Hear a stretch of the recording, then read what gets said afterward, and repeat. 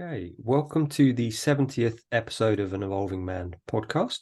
Today, I'm really excited to be speaking to Alan Clements. Alan is a satirist, performing artist, former Buddhist monk, and investigative journalist in areas of war and extreme conflict. He is also the author of numerous books, a spoken word album, and the subject of a feature documentary film, Spiritually Incorrect. His latest book is Extinction Rated, an auto-fictional satire about good and evil. Welcome, Alan. Nice to meet you, my friend. Honored to be here. Yeah, thank you so much for agreeing to come and speak on the podcast. And a big thanks to Shashi for introducing us. What a divine woman she is. Yeah. Thank you, my dear heart. I met her here in Ubud a number of years ago. Yeah. She's only expanded in my heart. She's a beloved, truly, as you know. Yeah, really special lady. And yeah, it's lovely to reconnect. We first met in 2007, I think, at a workshop, and kind of kept in touch since then. So beautiful. So how I love to begin the podcast is around sharing some of your journey. I'd love for you to share some of your journey, how you got into the work you now do, your passions. Yeah. Thank you. What an honor to share a few minutes about the raison d'etre of my existence. I am a 60s child. I grew up in a military family. My mother's family from Boston, from Lebanon, from Syria. My father's side from Boston, Canada, and Ireland, up and down the east coast of the United States of America, in military encampment, military installation until I was about 11 or 12. Went to the University of Virginia, wanted to be a lawyer, a diplomat, even had aspirations to be a president. It was founded by a US president, Thomas Jefferson. However, during that period, in short, the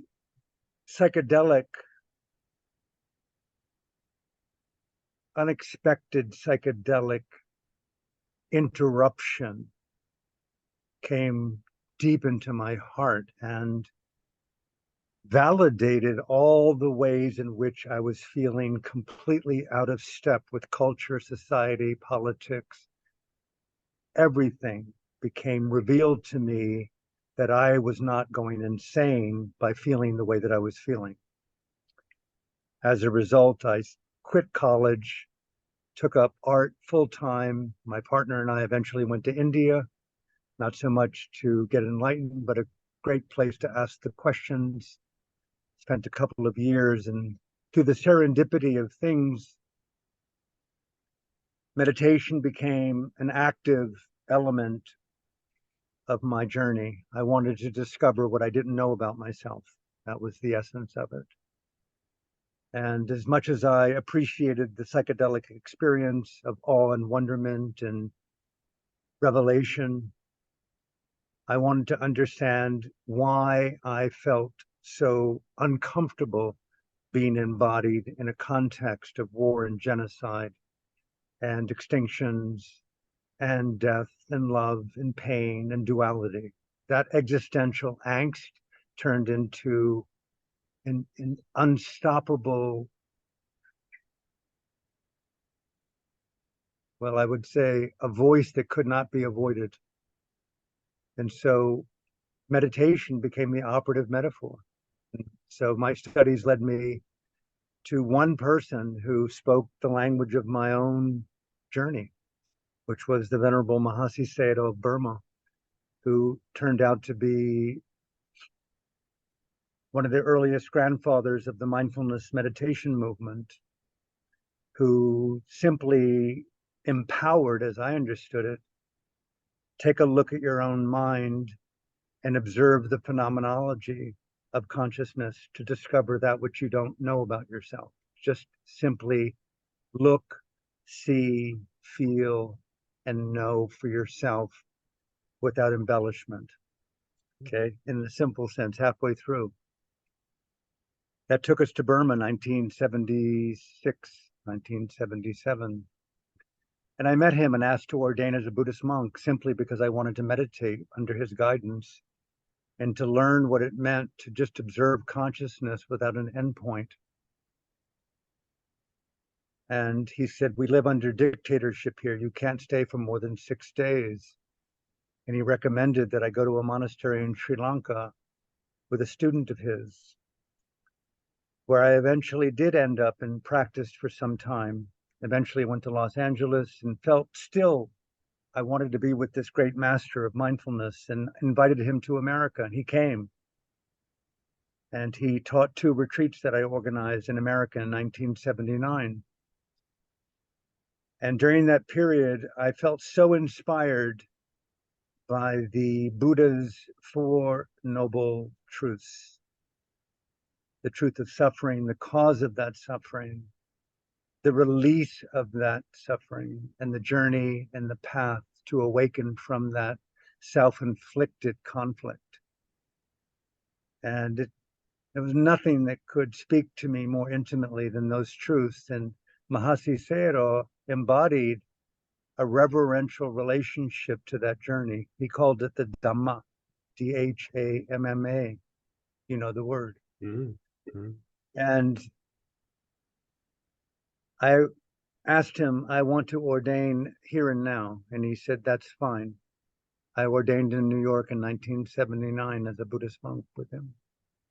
Flew off the next day to Burma with a 1-week visa.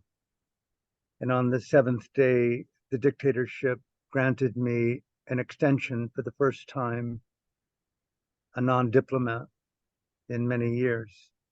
And I stayed at the Mahasi Satanayekta in Rangoon, Burma, as a 29-year-old ordained monk for one purpose: to look at consciousness, to understand how I am contributing to this sense of disquietude that the Buddha used the word dukkha. Dukkha, the pain of separation, the pain of change, the pain of all the things that you and I and everyone in the world right now simultaneously can feel and see and hear and read and touch: genocide, war, rape, birth, death, aging, galaxies colliding. Everything was a cacophony of this dukkha. I could not escape this sense of suffering. And even just the idea of one woman on earth being raped was one too many for me. Mm-hmm. And it played so deeply into my own psyche, my own subconscious. And so he said, look at your own mind and begin to study the nature of consciousness. And that was the journey. And I stayed in Burma off and on, being thrown out 3-4 times over the years to come by the dictator. And here it is in 2023, mm-hmm. after I was thrown out 3 or 4 times. In 1983, I came here to Bali, thrown out as a Buddhist monk. First time I came here as a monk. And I could not get enough of this meditative experience of Satipatthana, Vipassana, Bhavana, which is as you know, the deep felt introspection of saturating the human consciousness with present time awareness, and to have the courage to feel, Mahasi said, feel the nature of phenomenology as it arises in your own mind, at your ear, at your eye, in your mind, in your body, your sensation. Notice these conditioned phenomena. And what do you learn from watching that? And so here it is. I'm 72 now. I ordained at 29.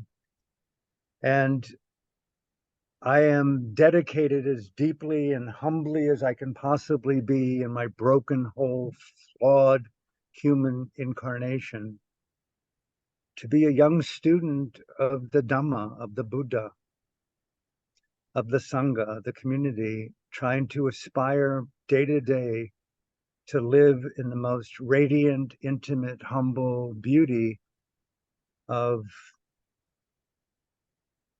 making the best I can be of the human mind and overcoming my own self-generated dukkha, suffering. So my whole journey has been primarily being a son of the Buddha in a very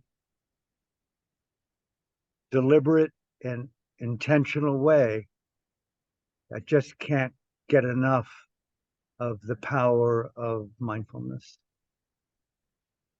Thank you. What a beautiful story. Really beautiful. And it's almost as you're speaking, I can resonate with different stories I've heard of, and I'm wondering the person you went to in Sri Lanka, whether that was Anagarika. I've forgotten his surname. I know that Mahesi Sayadaw, he had Deepa Ma, because I've read Deepa Ma's work, and I'm like, oh, she was a student of Mahesi Sayadaw. So I'm just thinking, oh, I'm sure I've read about different accounts of people. So Yeah, there was a monastery called Kandabodha just outside of Rangoon that I went to for a few months. But I also lived in Sri Lanka when I was thrown out once by the dictator at Polgastua, which was the island hermitage. I lived there for nearly a year in 1981. Very extraordinary experience to be on a 5-acre island without electricity or running water, barefoot, no conversation, and to embed, if you will, within virgin jungle and to contemplate the nature of context inside and outside. I mean, I don't know whether you've ever lived, or perhaps you have, you've been a forest monk. But to those who live in forests, realize that you are part of the food chain. You know, everything is eating everything all the time, and no exceptions, including you. Yeah. And so you see the first noble truth of the Buddha's teaching, you know, the truth of dukkha, you know, you can't even stop moving outside during the day because there's so many mosquitoes and flies and malaria and typhoid. You're just constantly moving. And if you sleep at night, you're often woken up by a rat eating your leg or your arm, or you're biting you, and centipedes and monkeys, and everything's wanting to eat everything, you know. And I found a type of sickening bliss in it all because it was so straight up. It was like the ultimate Dhamma scotch. There was no ambiguity. This is truth in your face, unvarnished existence. You know, there's no place that you can be stable in this circumstance and trust that it's incredibly safe. And so you had to constantly watch your mind nanosecond by nanosecond by nanosecond. And I had never found such bliss within the Buddha's teaching before in my life. And I would call it enchanted and aggravated my quest to become as awake as humanly possible. Then my teacher called me back from Burma. I saw him in my mind's eye as vividly as I see you on my flat screen. And I left the next day and went to Bangladesh, got a 6-day visa, went back to Burma as a monk. And they extended my visa, and I went back into intensive meditation practice under Mahasi Sayadaw's guidance at that point. Beautiful. Yeah, I can resonate. I mean, I was living in the UK as a novice monk, so I didn't have all of the externals which I heard so much about, you know, in the northeast of Thailand, the jungles then. And I think mine was more an internal struggle. I really, really struggled because the silence and the peace brought up my internal trauma, which was really It was very difficult. My time as a monk, more from an internal, the early childhood stuff coming forward. So, as we shared. Wow. Yeah, I've seen what I imagine you to be describing, having sat in on many intensive meditative interviews with many of the teachers in Rangoon and over the many decades, and listened and observed and felt the upsurge of historical configurations of complexity, from mild trauma to middle trauma to acute trauma. I've met monks and nuns who've actually unearthed murders in this lifetime that they buried through denial and disassociation. Rape, beheadings, executions. Of course, South Asia is fraught with genocides and wars and civil wars, Burma especially. My first book was Burma, the Next Killing Fields in 1990, endorsed by the Dalai Lama. So the blood is soaked, the earth is soaked in carnage. This trauma is a very interesting thing, the intrinsic trauma of the First Noble Truth, but also childhood trauma, middle-age trauma, present time trauma, the trauma of denial, the trauma of collusion, the simultaneity of collusion right now going on. The Holocaust that we're embedded in simultaneously in this universe. For me personally, I was trained to do everything, young monk, to learn the fine Dhamma art, as I was trained, because I was trained as a young artist as well, and they brought up art a lot. The Dhamma art of a focused mind.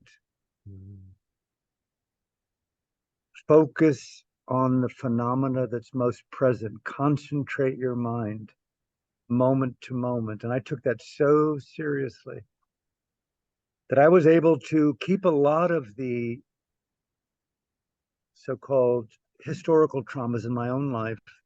And I don't mean this in a negative way. I mean, the entire teaching, as I felt it and have discovered it, is there's no limit to the historical traumas of our existence.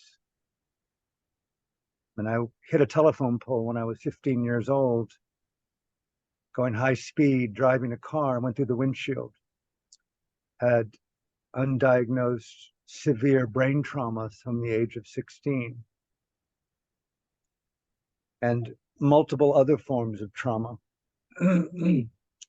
But concentration and meditation and mindfulness together with the inspiration to focus the mind brought me into a radiant, joyful, present time presence, a life-affirming type of, not sexual, but an eroticism of the adventure of Dhamma, to awaken to the highest fidelity of the most beautiful states of mind and the development of the progressive insight towards Nibbana. That was the teachings that I received. And they opened every aspect of my entirety with awe and wonderment and respect. So that's another way. Yeah, that's the way that I dealt with my trauma. Left it behind. Thank you. Yeah, I think I really got into art as a way of processing my trauma while I was in the monastery. I started to paint, found the meditation. I started to think I was going insane. So, I was advised not to meditate so much and just be mindful, do exercise, be in the community. I worked with my dreams quite a lot as well. I'm a Jungian analyst. I found that I struggled to connect to my emotions, and I started to work on my dreams. That's when the tears came. It was very cathartic, but it was for me a very dark time. I self-harmed. I tried to commit suicide while I was in the monastery. As a monk. Yeah, Oh, yeah.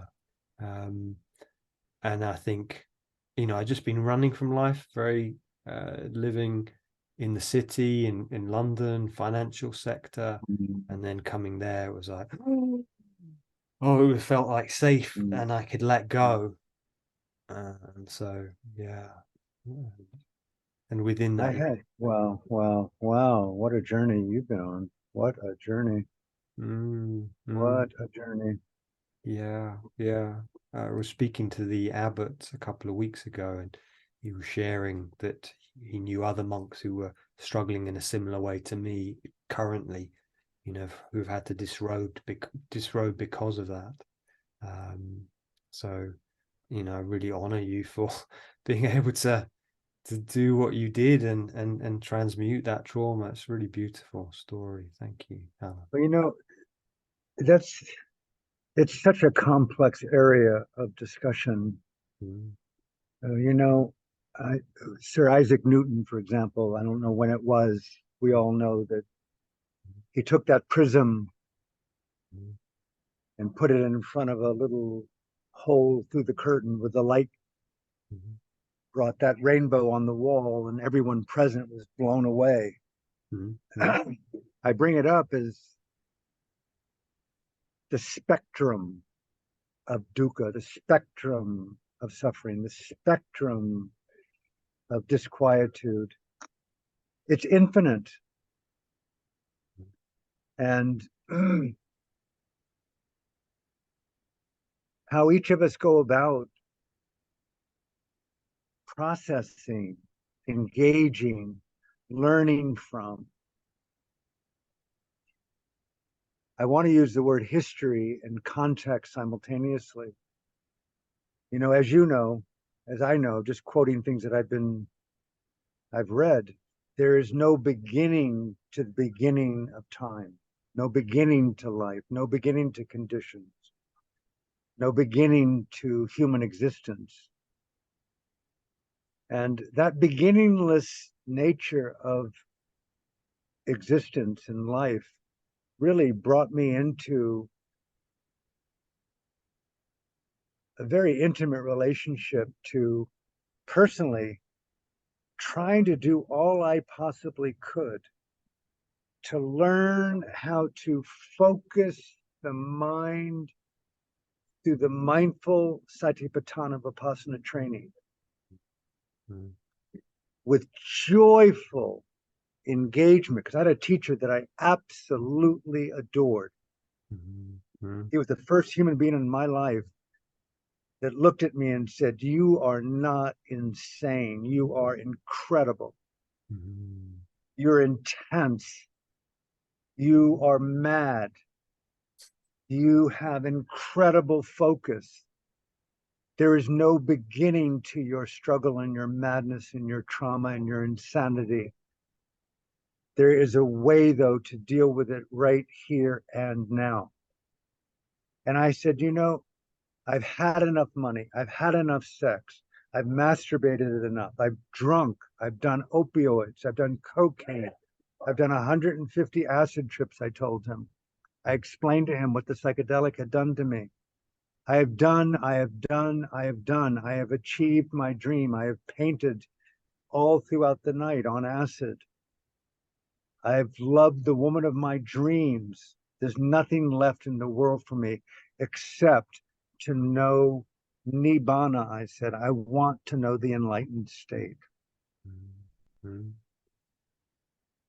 And call me an idealist, call me a dreamer, call me completely a madman who had been psychedelicized. I did no longer want to come down from consciousness. And he took me under his wing and said, "You follow these instructions and you will find a fine level of joy and rapture and insight and wisdom and calm and equipoise and an identity that you could never even imagine is possible mm, if you just follow these instructions ever so carefully with your tears, your pain, your anguish, And let me tell you, just like you, Piers, I could have killed during those months of silence and intensive practice. And he had the elasticity, the nimbleness, and the skill to keep me encouraging, to keep holding space for myself. I did not give up. I did lots of things that one would consider aberrant to intensive meditation, smoking opium, going in the middle of the night to areas of the monastery where the workers lived and they were sleeping to find butts, because in Burma they put opium in the cigarettes and in the cigars just to quiet the anguish. On and on and on. But I stayed with it, and I found a radiance that gave me insight into. I feel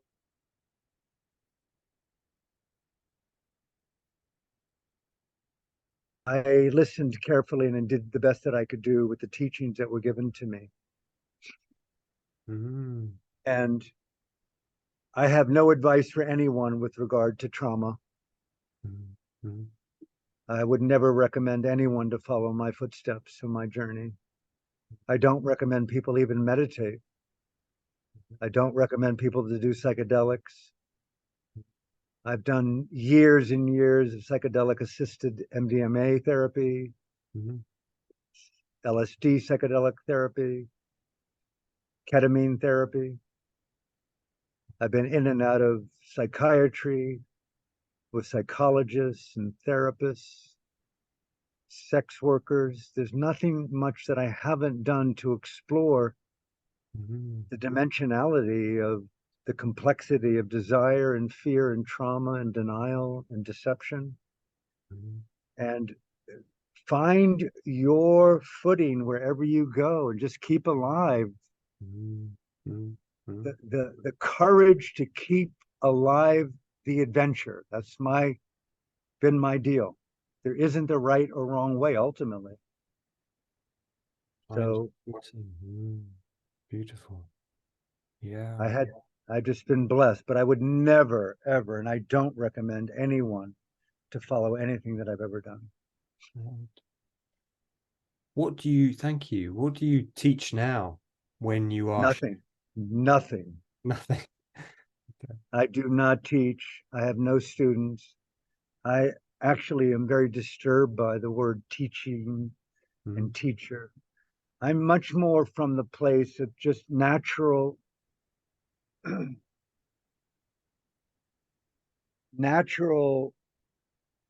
sapio eroticized Ubuntu, South African term.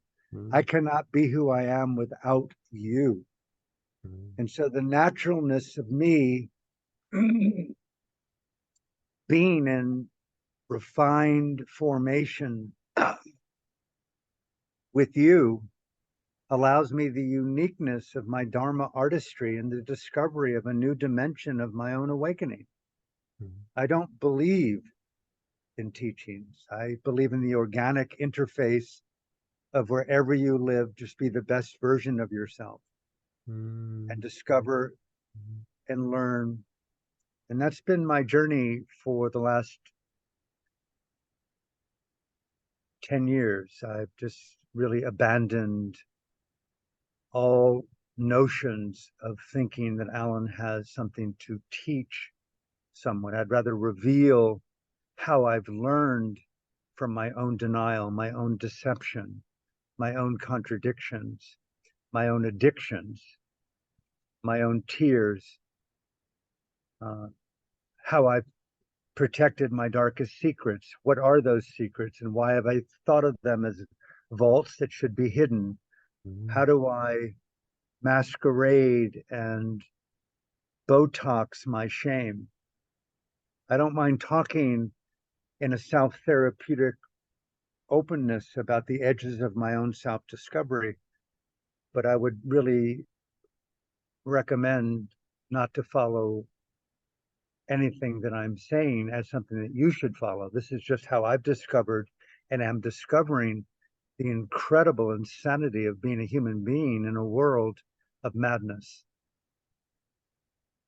Beautiful, beautiful. Thank you, Alan. Very inspiring. Reminds me of some of the teachings of Ajahn Chah that monks would often ordain in the 70s, 80s in Thailand, and especially coming up from Bangkok. And he would say to them, close your books, because they'd bring their books they wanted to read, and he'd lock them away. He'd say, no, I want you to study your own heart. That's what I want you to study. You know, my teacher is my fingerprint. No two of us still do it alike. There are four noble truths, but my teacher is my fingerprint. No two of us will do the four noble truths alike. Snowflakes forming and dissolving. No two of us will do it alike. No two of us will hold hands alike. No two of us will cry alike. No two of us will kiss alike. No two of us will make love alike. No two of us will breathe alike. Yet there's four noble truths. So we got to take the ism out of uniqueness.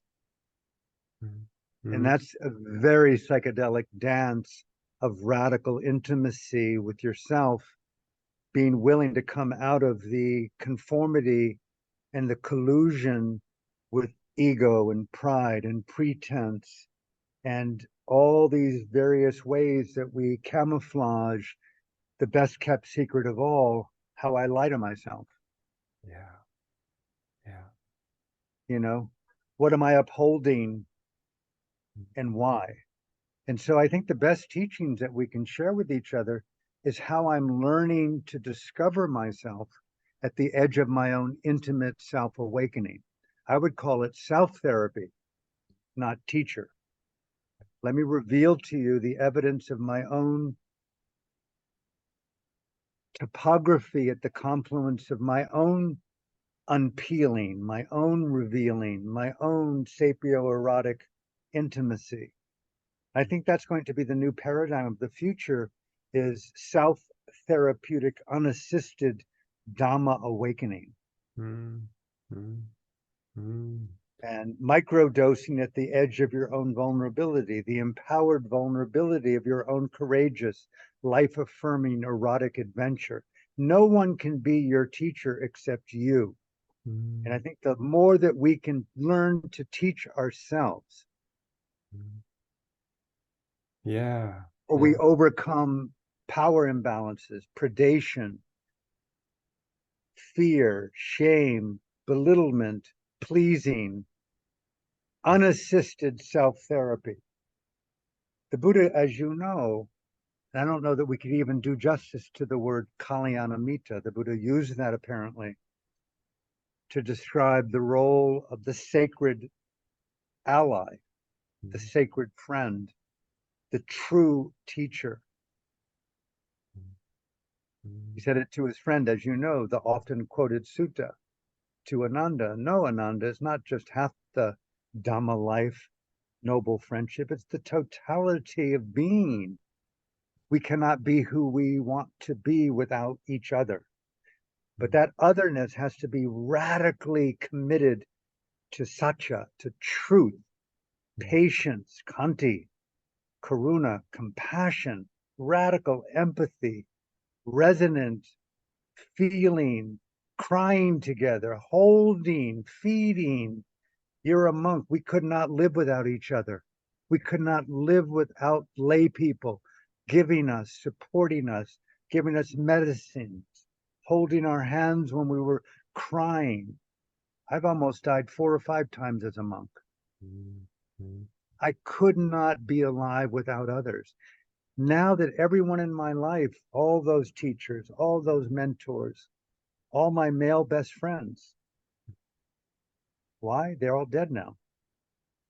But the word Kalyanamitta, I've seen over the last 7, 8, 10, 2 years, Alan, inhabit that inside of yourself. Become your own Dhamma teacher. Become your own psychedelic assisted self-therapeutic savant. Become your best lover. Become your best giver. talk to yourself like a psychiatrist, a therapist, a best friend. Self-compassion, self-loving kindness, self-saturated, mindful, present, intimate vulnerability. Learning that art is the new paradigm of the Dhamma today, I think. Take it off of other.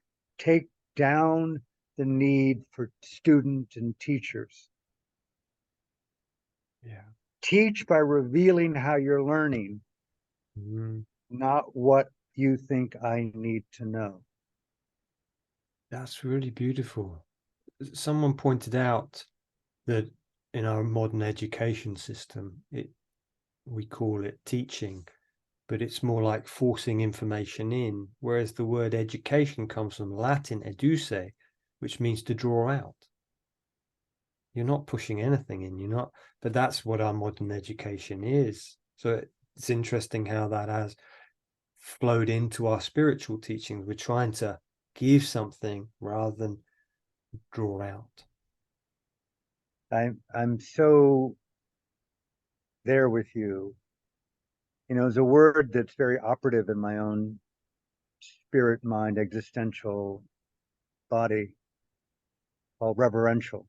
It's a little bit different than sacred.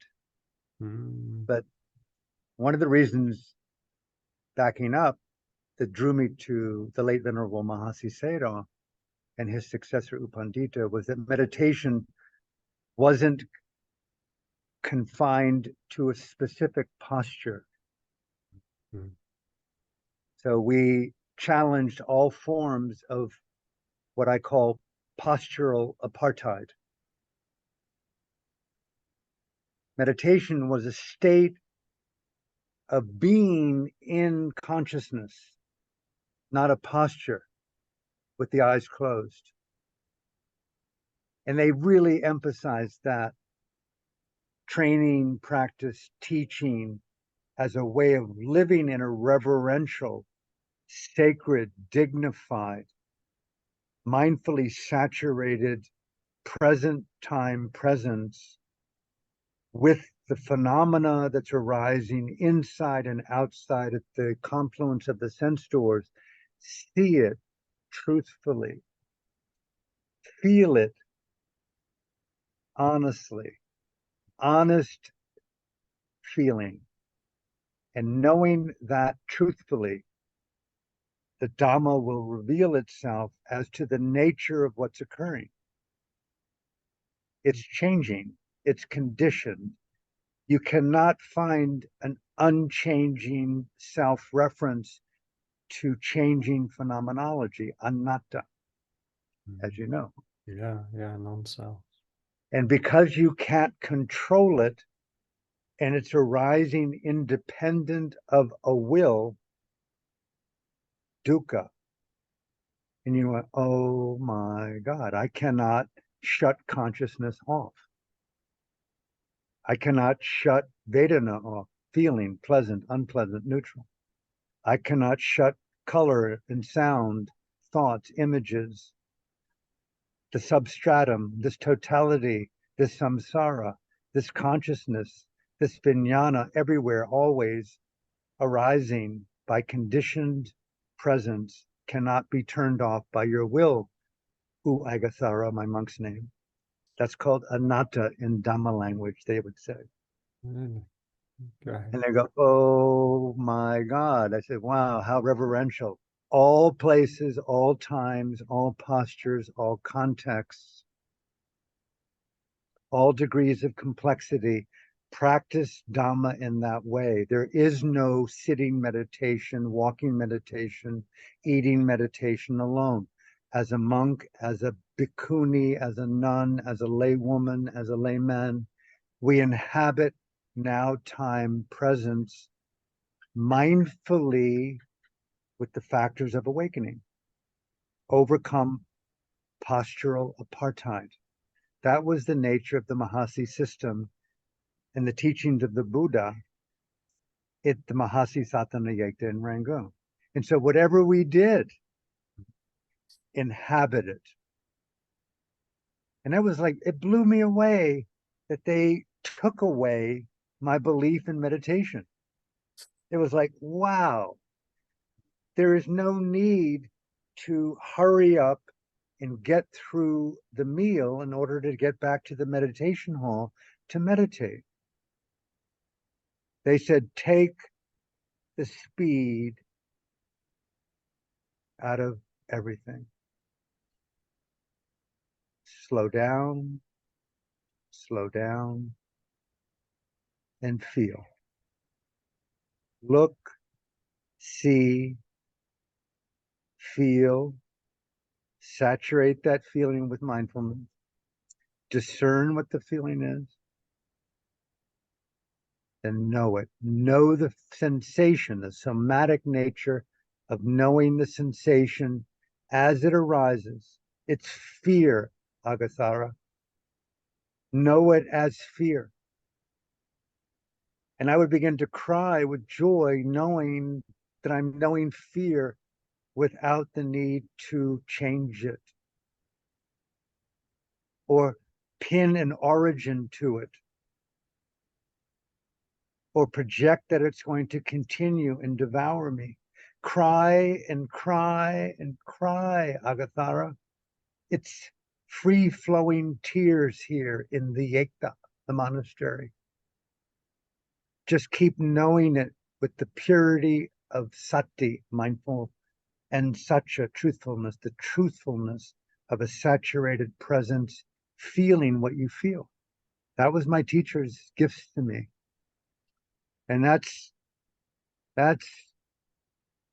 all time, all posture, all states, all degrees of complexity teachings that I learned that were called the Satipatthana Vipassana Bhavana, the teachings of insight and mindfulness, as it was taught to me by my teachers, Mahasi Sayadaw and his successor, Sayadaw U Pandita. I'm just a very humble, at times, often arrogant, former drug addict, brash artist, young son of the Dhamma teachings of the Buddha. Nothing special. But I've been gifted by beloved teachers, women and men, and I think I listened well. And I do what I can, what I call, I have a little simple equation here, and I pause here. It's called I, like the letter I equals N T W. I equals N means now, T time, W wisdom. Inhabit, now, time, wisdom. That's my be here now mantra. That's the next iteration of what meditation means to me as I've learned it. Inhabit, now, time, wisdom. And wisdom, as you know, in the Buddhist Pali word is panya. And that's so magnificent, as you know from your direct experience, the ability to abide wisely in the phenomenology of seeing conditions clearly. They arise out of conditions. They're impermanent, anicca. They're empty of centrality, anatta. Hold on to any condition, there's dukkha. And to see that wisely as a felt deeper than somatic in terms of what the word means, but an existentially somatic, mindfully suffused presence, wisdom, lives in intimate connectivity and release simultaneously.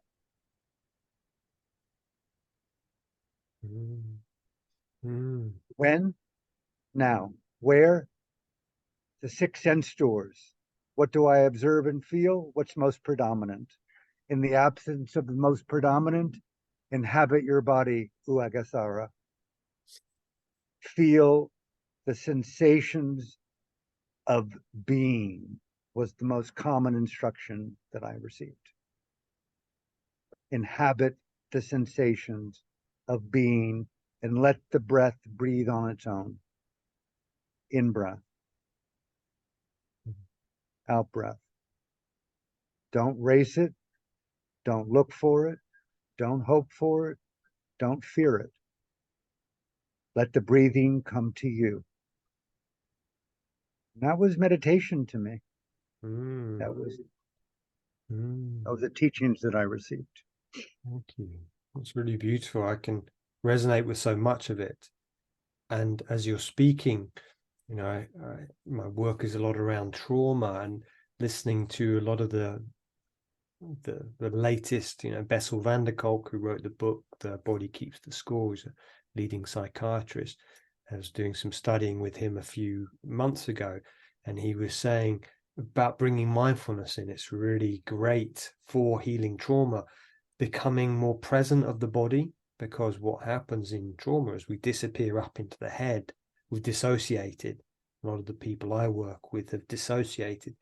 And I'm finding in my work and hearing them speak is what you're just sharing is become mindful. What are you feeling? What can you hear? What can you smell? What can you taste?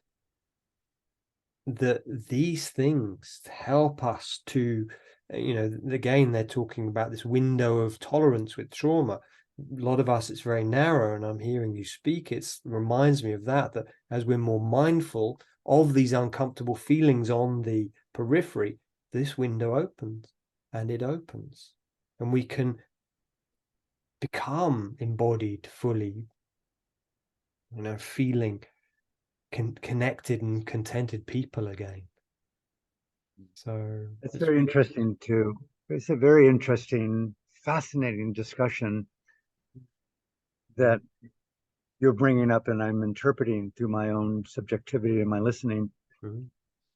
One of the treacheries of the existential treacheries of embodied presence is that you are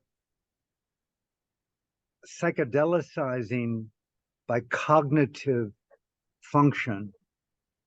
The practice of meditation is, at least, you're inhabiting progressive depths and dimensions of infinity. The body doesn't stop where the skin keeps it wrapped. And memory goes beyond whatever memory that we think we're boxed into. My experience with meditation is that the more mindfulness, which functions to see that which is there, you become telescopic. You become psychedelic telescopic. You become psychic, intuitive, intimately telescopic, intimately awakened. You begin to feel so many things and see so many things. I would have many images of myself screaming and traumatized on the operating table, going through the windshield, hitting that telephone pole. The memory of thinking I was the ugliest human being on earth, bandaged for nearly a year afterwards, with unthinkable migraine headaches, and all of a sudden, the deeper I got into the imaging of that, and I was encouraged to get back more and more into the sensations of letting the breathing breathe on its own and feel, sit, walk, occupy, live, cry, feel, be present. The next thing you know, I found myself in a radiant field of heightened piti or joy, and then it went into rapture. And all of a sudden, all those images of tears and screaming disappeared completely. And I felt like I was reborn into a completely new mind-body presence based upon the development of different states of consciousness through the application of mindfulness. But it was the training of learning how to occupy what you referred to as felt somatic sensations. But the more that I felt, the more psychically I evolved, it turned out. Next thing you know, I'm telling my teacher, I'm talking to deities in my room, and the room is completely lit up as if there's a lamp. So that's very common at this stage of practice, Uagathara. Yeah, yeah. If you get too identified with the phenomenology of these incredibly alluring, devas and dakinis, you will deteriorate and come right back into the horror of your car accident. And sure enough, I would go back a week later and I would be crying to him. It's like I'm being overcome by the trauma of this and that and the struggle of this and that. I said, I warned you to be more and more mindful, even of joy, of rapture, of light. And you could call it the trauma of radiance, the trauma of denial, the trauma of intrinsic connectivity to the phenomenology of infinity. Mm-hmm. And then the tears of just, I could not stop anicca. That's really traumatic to see that you cannot just step out of the incarceration of consciousness. And then I began to see that being a prisoner of consciousness was intrinsic to being embodied with a mind. So lots of levels to this dukkha, the Buddha's first noble truth. And more to the point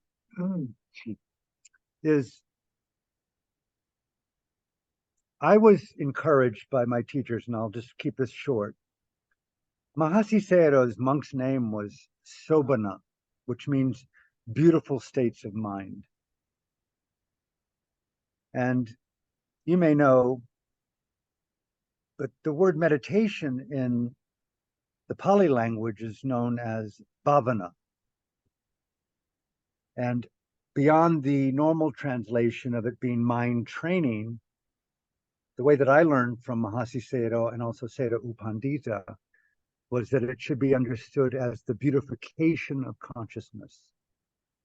And they trained me, in seeing consciousness like a flower.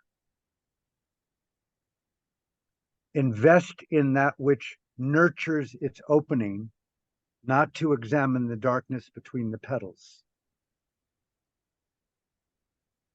It's very tempting to try to do that, but no matter how much cognitive, intuitive, existential, felt analysis of source projection, darkness, pain, evil, hurt, harm, inadequacy, there'll never be resolution from that to open consciousness and to flower the radiance of beautiful states of mind. It may feel like it, but be very careful of translating that feeling to be a positive feeling in the longer term. That's a very, very difficult, complex, intimate conversation. And so I was trained as meditation along with this all posture, all time. Learn to occupy, learn to place mindful identity within beautiful states of mind. Learn how to step out of negative states of mind as they occur, whether they be in thought, speech, and action, or whether they be during speech, thought, and action, after you reflect. Was that a negative thought? Was that a negative speech? Was that a negative action? Cease doing that. Or if you feel the impulsion to do something that's negative, try to feel that impulsion and abandon it. And then step into beauty. What is beauty? I was encouraged to write down in my notebook, what are the beautiful states of mind that you want to develop in your meditative practice? And I encourage people to do this all the time. I want to develop joy. I want to develop kindness. I want to develop, well, I think I want to develop compassion, but not a whole lot of it, because it takes me out of myself. It takes me out of my ego. And I want to develop authenticity. And I want to develop especially patience. I'd like to be more generous, dana. And I really have a tremendous love with panya, wisdom. But most of all, I want to develop freedom. They would say to me, freedom is the oxygen of civilized existence. learn how to breathe it, inhabit it, protect it, elevate it, co-create from it, support it in others and in yourself. And so putting these beautiful states of colors on the palette of your own interior is the practice of Dhamma. It's not Buddhism. It's not meditation. It's not sitting quietly watching the mind. It's not bare attention. It's the beautification of being in context with self and in context with others. That's that Kalyanamitta, how to become your own best friend, is really synonymous with becoming a radically creative Dharma artist. And I think artistry is a far more compelling way for a lot of people to play the transformational awakening game than healing or wounding and psychiatry and psychology and spirituality, God forbid spirituality. But Dharma artistry, the vocation and the aesthetics of your own personal unique application of how you want to beautify your own interiority in context with others. And the last point I want to make here is when I look in my heart and I'm honest, what's missing, if there's anything missing, is of course there's things missing. Any one of us, all of us want to be met, loved, touched, adored, listened to, creatively elevated, right? Yeah. I mean, it doesn't hurt to really find a significant one or two or three or a sangha of people that, look, I just love your intensity, your beauty, and I want to practice mudita with you. Don't hurry up through your joy. Take your time. I want to learn more and more what turns you on, what makes you happy. And so how to bring that sense of seeing to yourself so that we don't have to wait until next Wednesday or two to see our therapist. We've got all those 24-hour blocks in between to be the best friend you could imagine being. That training right there, I'm all down in. And make it cost-free as much as possible. Microdose, meditate, mindfully, intelligently elevate. Let's give back to people the gift of the Kalyanamitta, how to become your own best Dhamma teacher. Thank you. Wow. So many things I can resonate with and so many great teachings there. The Kalyanamitta reminds me of the going back to the monastery a few weeks ago, the Sangha, as having those spiritual friends there. I think the abbot used to often speak about that. And as you were sharing earlier, I remember going to the abbot once when I was in my 20s and I'd had this blissful experience. I'm like, oh my God, this has just happened. I've just seen the nature of existence. And he was like, so, what are we doing for lunch? And I'm like, what do you mean, so? He's like, no, let go. And sure enough, a few days later, it was like, into the dark space. And I'm like, oh, I should have listened, not got too attached to the blissful state. So I can resonate with it. Obviously we're beings that are intimately alive because of each other. But when I bring up the word Kalyanamitta and becoming and evolving the Dharma artistry of self-intimacy, self-compassion, self-oriented love, the attributes of that evolution is that you become more radiant, right? And inevitably, when you're feeling better, you want to not imagine loving someone. You just want to shower them with the radiance of a more unconditional love, because that's what you're learning about yourself, is to embrace conditions more openly. And so it translates in a way that's, wow, that's pretty rad. Thank you for letting me just look at you and just say, you are beautiful, my friend. I love your vulnerability. I love the little exchanges that we have here, never having met before across 10,000 miles of ocean and air. And what a rare moment in existence to see a little quiet firefly radiating beautiful Dhamma light from wherever you are, my friend. May we be Sangha in future Sanghas, in present Sanghas. May we attain the highest states of awakening together.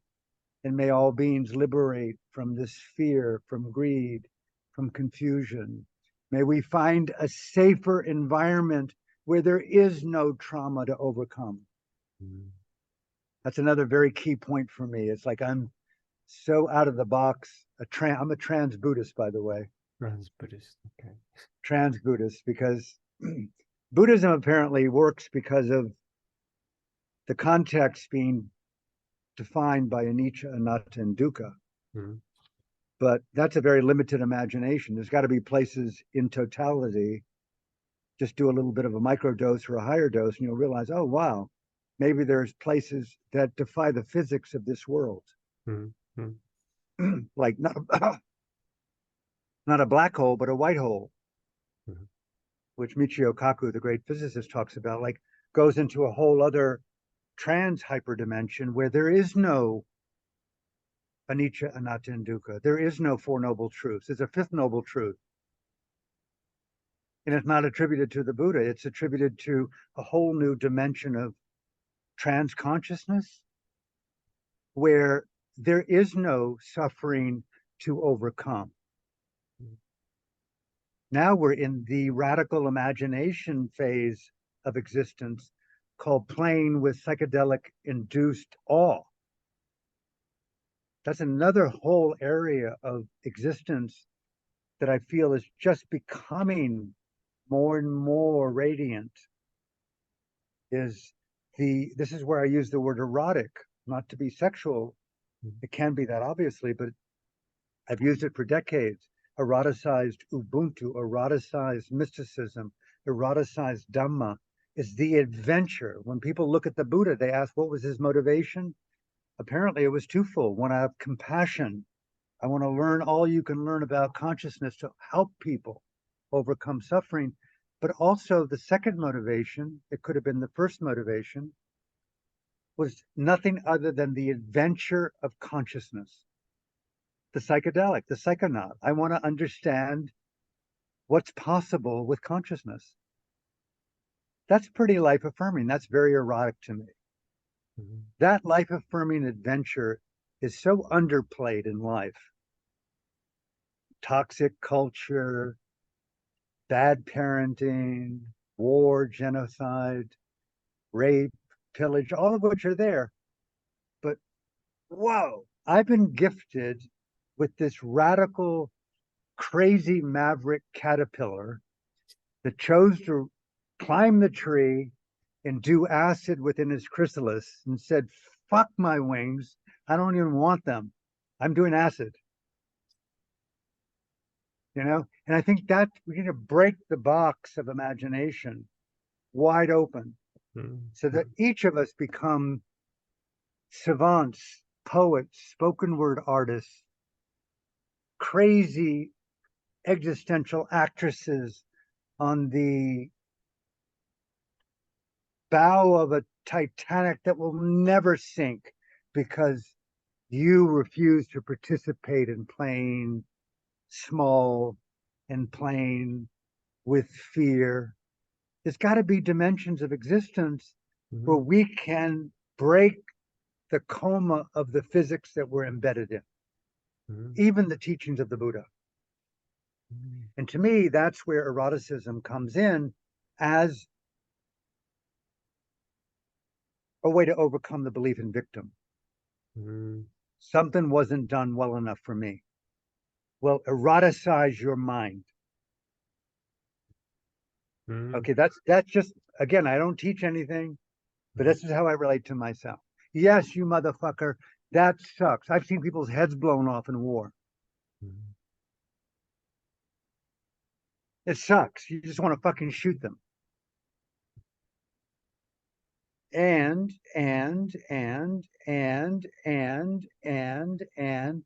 we live in this embedded madness. And I'm going to not basically just say, it hurts so fucking bad. I've got to heal from it. Fuck you, God. It's a bad design. I'm going to continue to eroticize, life affirm, and break out of this fucking space called conformity to religion, conformity to psychological standards of healing and prognosis and diagnosis of systemic family systems, of inability of what mom and dad did. Okay, I'm not going to blame all that. Mm-hmm. It's an approach. But flowers open by nurturing light, minerals, oil, water, soil, not by examining that darkness. Mm-hmm. Light a candle, dude. Thank you. Thank you. That's what I've gotten from refugee camps. That's what I've gotten from war zones. That's what I got from areas of genocide. That's what I've gotten from political prisoner. I did 4 books with my colleague Fergus Harlow called Burma's Voices of Freedom. Mm-hmm. Spent 10 years in and out of Burma after I was unblacklisted by the dictator, after 17 years of being public enemy #1 there, from my work with the Aung San Suu Kyi in Burma's revolution. Mm-hmm. And I interviewed close to 500 former political prisoners because I wanted to know as much as I humanly could know from the outside of what it took to survive incarceration and torture and rape. What was your Dhamma there? What was your Buddhism there? What was your Hinduism there? How did you bring Allah there? Where was your atheism there? And I learned a lot in those books. The most abiding teaching was never fucking give up. Mm-hmm. Those bars do not incarcerate me. Mm-hmm. Yeah, that's They interesting. cannot take my dignity unless I give it to them.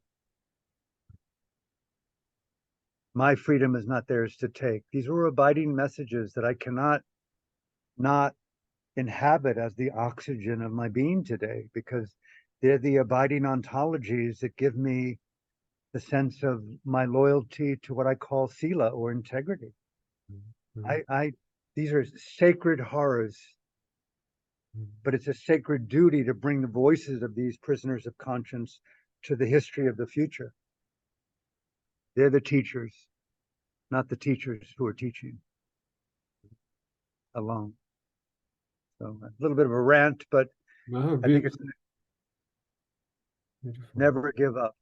Yeah, and I used to have, I found the Dalai Lama's words, and I think I might have had it on my shrine when I was a novice monk, which was never give up, no matter what's going on, never give up. And these were the words of the Dalai Lama, and it was like, yeah, I really see that, and it reminds me of Viktor Frankl as well. That's That's right. him saying realizing that if his time in Auschwitz, nobody could make him think anything that he didn't want to think. Beautiful. So, I picked up those phrases from my very dear friend Robert Chardoff, mm-hmm. who was the producer of all the Rocky movies. Okay, yeah. And I married he and his wife Jennifer back in 1990. Mm-hmm. Brought him to Burma, brought him to India, started a philanthropic school in Bodh Gaya, the place of the Buddha's enlightenment, the Jennifer School. Anyway, he made an archetype out of the Rocky story, which was essentially, no matter how hard they hit, don't defeat yourself, never give up. Mm-hmm. It seems to have gone ubiquitous as a meme. Mm-hmm. But for me personally, he encouraged me over and over again and loved me from my core down through my madness, to keep that level of moral courage, which was his foundational integrity. Mm-hmm. And I say it's the soul of dignity, moral courage. Learn how you lie to yourself and take joy in revealing that to yourself. We're all flawed. Yeah. We're all broken. Mm-hmm. don't fold over it and be, an obvious imposter. I love what you say there about the fifth noble truth, the victim. I kind of, some of the podcasts I've done are with the authors who've done King, Warrior, Magician, Lover, about the archetypes. And I see almost like this is our next stage in the evolution of humanity, is we've got to move from victim to creator, to our vision for what we do want to see unfold here, and really stick by it. If we get knocked down, it's no, come back to the vision, seeing that this is going to happen. That's my belief, that things can change. I really believe that. I know that. I'm right with you. There was one gentleman, a former prisoner of conscience in Burma. His name was U Win Tin.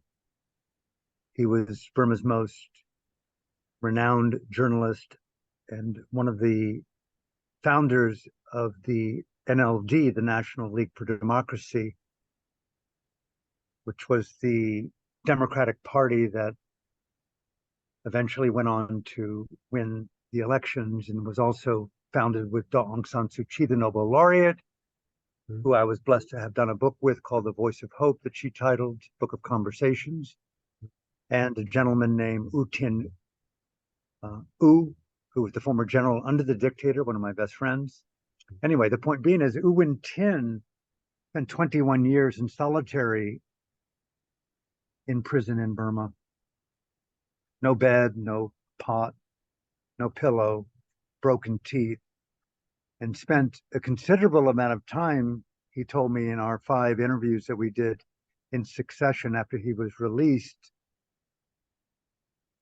of taking pieces of brick that he could get off the wall with his finger, and spent months writing freedom on the wall as never giving up. And although they enticed him to want to leave and sign documents to give up politics, he refused. Never seen anyone for 21 years, no bed, no pillow, no mosquito net, no medicines, no toothbrush. How do you get through the darkest times? You never give up, he said. Even when he left and was so-called released, he refused to take off his prison uniform. Why? I asked him. He said, because there's still prisoners of conscience in the prison. Until they're all released, I'm not free. Never give up. Gave away all of his contracts, all of his books, all of his money, lived in an open air small room on a busy thoroughfare where I interviewed him. It's on film too, by the way. Mm-hmm. These are people who really walk their talk of never give up. Non-victims, and I can't speak from that kind of experience, but I've been deeply immersed in mentoring in my humble way with these type of people. And they give you techniques and teachings and just attitudinal saturation by being in their presence, which is cool. I'll close with this. I met one young woman back in 1989 or 1990 in the jungles of northern Burma. She was a student, and they had all taken up nonviolent activism against the dictator in 1988. And people may remember the famous 8888 massacres in Burma, August 8th, 1988, when the dictator Ne Win, who was the dictator that let me enter the country ordained as a monk, by the way. Mm-hmm. And the students took to the street, nearly a million people, led by the students. And the soldiers had orders to shoot, and they killed between 3,000 to 10,000 people, people said, who were on the ground then during that week in August. Anyway, this woman and her colleagues and friends fled to the jungles, and I was out there for several months with them to do what I could to bring the voiceless to the world. These were my family, my Dhamma sisters and brothers. We were sitting around a campfire way deep in the jungle, And I asked her, "Hey, have you ever been in love?" And she looked at me and she said, "I have been. I'm still in love. My fiance and I were to be married, but I haven't seen him in nearly a year. We were separated during a firefight." Okay. She said, "Even though I don't know his well-being, and I know many people have been killed and harmed and tortured, if my life is in service of freedom, I will die in love." I met her later after 15 years, where she was granted asylum in Australia. And I went to her house. She had cancer. And she remembered me and I remembered her. We remembered that occasion. And she looked at me and said, "Alan, I'm going to die in love. My life has been in service of freedom." And the next day she died. Next day. And these are the kind of stories of the Viktor Frankls, right? No one can control your mind except you. More so than ever today with the pandemic, the way in which global totalitarianism and digital fascism and the rise of dictatorship all through our computer screens, and with Siri and Allegra and all kinds of ways in which we're being co-opted to behave in ways against our own fidelity, our own conscience, our own dignity. We don't even know anymore who's artificial and who isn't. So sovereignty and independence and freedom of speech and freedom of mind and freedom of expression are more than just virtues and inalienable rights. We need to protect them at all costs. Never give up. When you talk about not being a victim, do not participate in the lie, as it's been said. And the lie of collusion, the lie of denial, and the trauma of denial, we don't want to look back and go, "Oh my God." Fair enough that we make mistakes, but let's learn from them right now. Right now, we need all hands on board. And when you're a victim, you're often in healing mode. Yep, there's time for healing, but guess what? Bring that broken arm to the front line. You got a cast, it's even harder than your fist. Use it. I mean, I think all hands on right now, because you are a broken whole angel.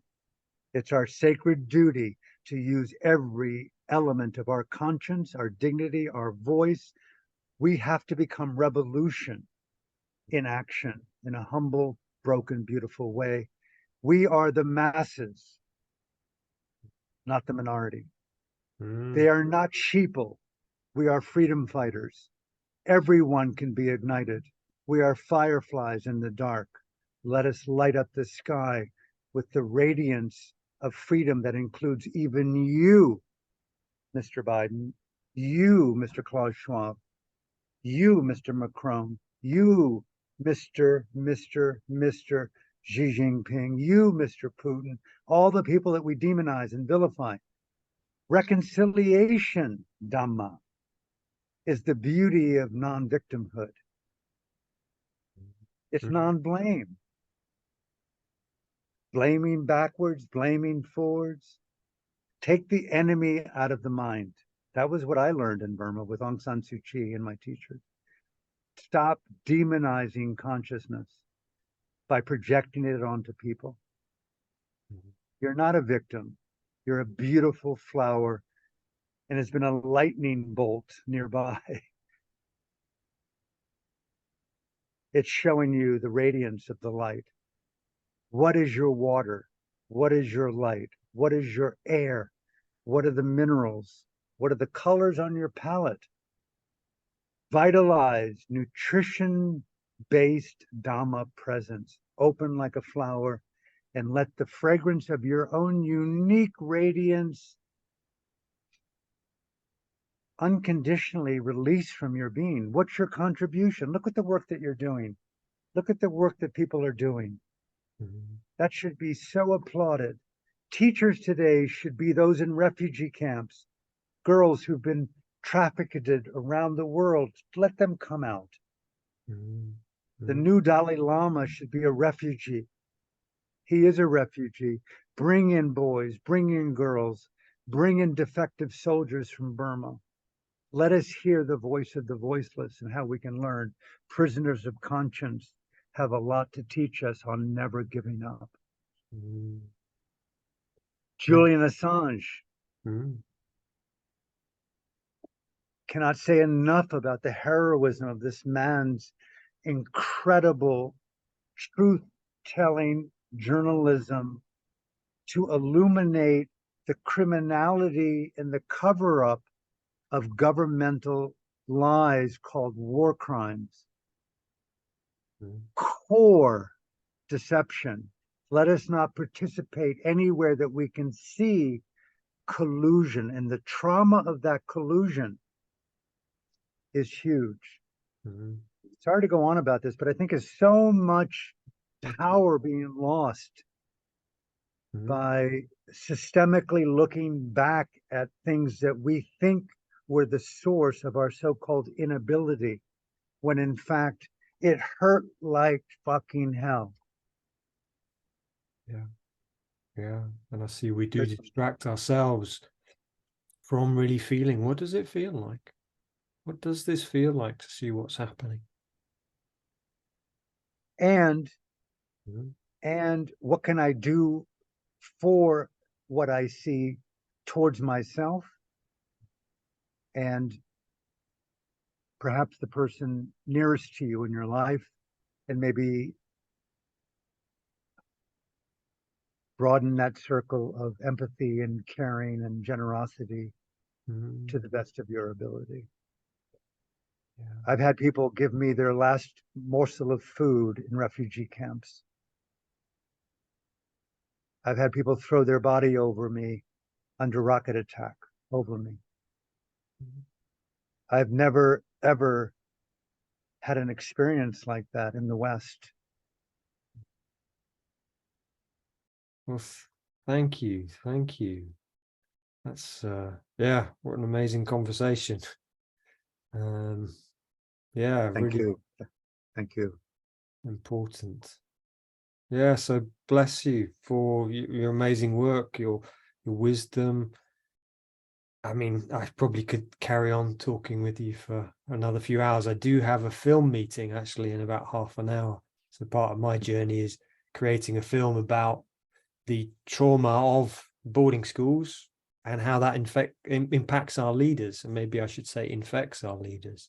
And so I have a meeting in half an hour, so I've still got some time. But what a fascinating journey about, you know, your time in Burma, about never giving up. And I think, yeah, I really feel that it is time that we've got to stand up and do something.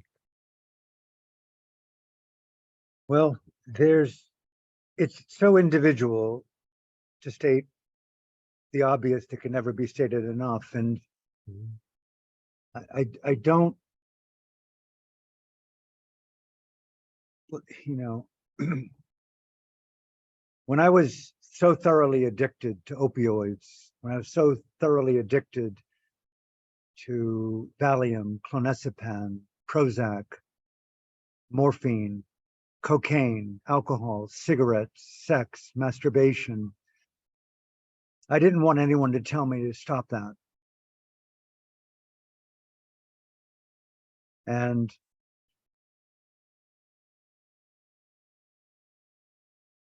each of us have to enter the cauldron, the battles that we're called to fight. And my way has been to give over as much as humanly possible to the passions to discover the bottoms. So never giving up sometimes can be in reverse. And I remember when I even just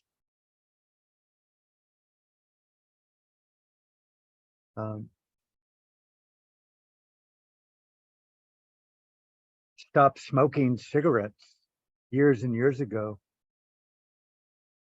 I made a vow to stop treating them so casually, not try to stop. And so I decided when I was living in Paris that I would only smoke by sitting in what I call the smoking chair. And no interruption, just like you did as a monk, you ate, reaching, lifting, opening your mouth, placing the food on your tongue, closing your mouth, putting your fork down, chewing slowly. Slow the entire process down. Really beautify, as you talk about, you learned meditation, beautify the process of smoking. And I just, whoa, whoa, whoa. I did that for 6 months. And I only smoked in that chair when I wanted to, not in a bar, not at my computer, not out with a friend, only in that chair, slowing mindfully down until eventually I began to see more and more intimately the nature of what I was disguising through the haste of the action, the speed of the action. It's like sex, harder, faster, deeper, harder, faster, deeper, harder, faster, deeper, more and more, more and more, harder, faster, deeper, more money, more money, more. And I slowed down and eventually did some acid and smoked, and I began to choke on the cigarette smoke. And I began to throw up from feeling the sensation of nausea rather than toxic joy from it. And only did I slow down and amplify the mindful curiosity of the felt denial of the sensations, did I begin to naturally become disgusted by the cigarette. And there was not any need to stop at that point. They truly fell away. And I believe the same thing with everything you're doing. Lots of people should just keep on meditating until they stop meditating. And that was what I was told as a monk. My teacher would often joke with people, you meditate more than me, and I'm your teacher. You're a chronic meditator, he would call them. It's called meditative apartheid. They're more into sitting than they are into awakening to their beauty, their vulnerability, their openness, their wisdom. You know, you can watch your breath, then you realize that the breathing indicates that you're alive. And then being alive means that you have a full breath. And now you realize, what are you going to do with it? You get up off your cushion and you give something back to yourself, your family, your friends in this world. And that's a pretty long-term teaching in 35 seconds. What are you going to do with the preciousness of your breath today? Who will you hold? Who will you touch? Who will you give? How will you express gratitude? How will you wash your face? What food will you cook? How will you eat it? How will you wipe the tears from your eyes and to see the beauty of the grief? How, why, beautify, elevate, co-create, overcome, never give up. The most tender levels of self-love, self-respect. It's all about, to me at this point, self-respect. Yeah, thank you. Yeah, I've learned so much today. Thank you, Alan. This idea of becoming our own teacher and self-love, self-respect. It's been very insightful, very powerful. And so thank you. So Very welcome. Very welcome. I attribute it to the teachers, the prisoners of conscience, the ones, many of them, not all of them. Dignity was the abiding virtue and storehouse of sanity. No one could take my dignity from them. from me unless I gave it. And to know that emotionality, to know the somatic nature of dignity inside of consciousness, inside of the body, even though it seems to be a trauma, wrap it, saturate it, radiate the stature of your innate dignity, uncompromised dignity. That to me is beauty. Yes, you were hurt. Yes, your mother and father or someone didn't do something well enough, but you are inalienable in your dignity and right of conscience. And that dignity cannot be stained, cannot be impure. It's pure. Dhamma dignity. Your right to the liberation of consciousness on the terms of what you consider to be your